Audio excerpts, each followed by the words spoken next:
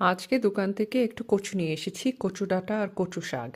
কচুকে ইংলিশে Taro roots বলে বা কলোকাসিয়াই বলে, কিন্তু হিন্দি উর্দুতে এটাকে কি বলে সেটা আমি জানি না। আমি এটাকে কচু শাক বলেই জানি। তো আপনাদের সাথে কথা বলে বলে একটু কচুর শাক বানাই।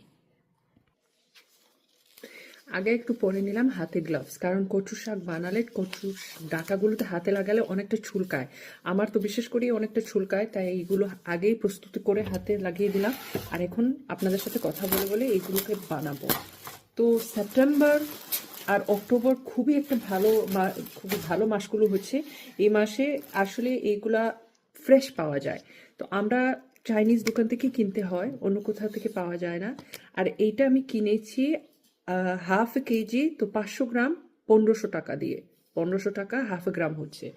তো কি করা যায়, প্রবাসে থাকলে তো আর সবকিছু, এই যে কচু দেখা যাচ্ছে, কচু আমাদের দেশে তো ছাগল আর গরু এমনিতেই খায়, আর আমরা দেখেন 500 গ্রাম কিনেছি 1500 টাকা দিয়ে। যাই হোক, তারপরেও উপরওয়ালার মেহেরবানি পেয়েছি বলে এখন এইটাকে আমি কি করব, এটাকে আমি বানিয়ে নেব, পাতাটাকেও বানিয়ে নিব, তারপরে এটাকে আমি একটু সিদ্ধ করে নেব। কারণ আজকে তো আর রান্না হবে না, আর রান্না হলেও তারপরেও এটাকে সিদ্ধ করতে হয়, না হয় অনেকটাই গলাতে চুলকায়, খেতে অনেকটাই বাজে হয়। তো আগে এটাকে আমি সিদ্ধ করব। কিন্তু আমি তো এটা আর আজকে রান্না করব না, তো সিদ্ধ করে তারপরে ঠান্ডা করে এইটাকে পানি ফেলে একটা বক্সে রেখে ডিপ ফ্রিজে আমি রেখে দেব। তো যখনই আমার ইচ্ছে করবে তখন আমি এটাকে বের করে রান্না করতে পারবো। আর আই থিঙ্ক আপনারা অলরেডি বুঝে নিতে পারছেন, গেস করে নিয়েছেন যে এইটা আমি কি দিয়ে রান্না করব। ওয়েল, এইটা আমি শুটকি দিয়ে রান্না করব। আর কি শুটকি দিয়েই তো রান্না করব। তো যখন রান্না করব চেষ্টা করব আপনাদেরকে দেখানোর জন্য। তো ভিডিও একটা বানিয়ে নেব, কিন্তু এটাকে ভালো করে পরিষ্কার করতে হয়। এই যে আছে না এইসবকে তুলে নিতে হয়, তারপরে খেতে অনেকটাই স্বাদ হয়। এটা চিংড়ি শুটকি দিয়ে বা চিংড়ি মাছ দিয়ে বা এমনি শাক, এটা অনেকই ভালো। আর শুনেছি যে এটা খেলে পরে নাকি শরীরের জন্য খুবই উপকার হয়, রক্তের জন্য অনেকটাই উপকার হয়। তো দেখি কি করা যায়, আমার তো খুব ভালো লাগে। আগে খেতাম না, কিন্তু এখন অভ্যাস হয়ে গেছে। আর আমিও কথায় কথায় ভট্টাচার্যের সাথে বলি কচু। যখন দেখা যায় যে যে কোনো বিষয় নিয়ে আমি পরাজিত হতে যাচ্ছি, তো আমার মুখ থেকে সবার আগে বেড়ায় কচু। তো এইটা হচ্ছে কচু। আর কচু দেখলে শাকটাকে এমনি হাত দিয়ে এইভাবেই ছোট ছোট পিস করে নিলেই হয়, বড় করে রাখতে হবে না, বাস একটু দেখে নেবেন।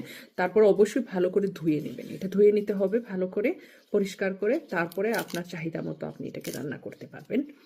আমি তো বলে দিলাম আমি এটাকে শুটকির সাথে রান্না করব। আমি এটাকে ভালো করে 2-3 বার ঠান্ডা পানি দিয়ে ধুয়ে নিয়েছি। এখন ধুয়ে নেওয়ার পরে এখন গিয়ে এটাকে আমি সিদ্ধ হতে বসাবো। এখানে পরিমাণ মতন পানি দেয়া হয়ে গেছে।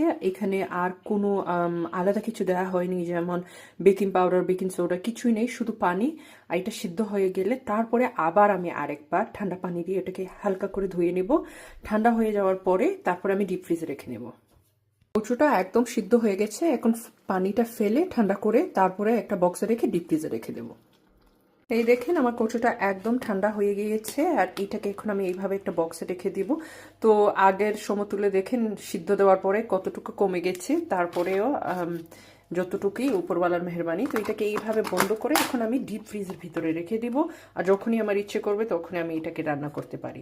তো আপনারাও যদি কচু বা অন্য কিছু এইভাবে রাখতে চান রাখতে পারবেন, কিন্তু কচু বিশেষ করে যদি আপনারা এইভাবে রাখতে চান ওটাকে একটু সিদ্ধ করে নেবেন, না হয় কিন্তু ছুলকাবে।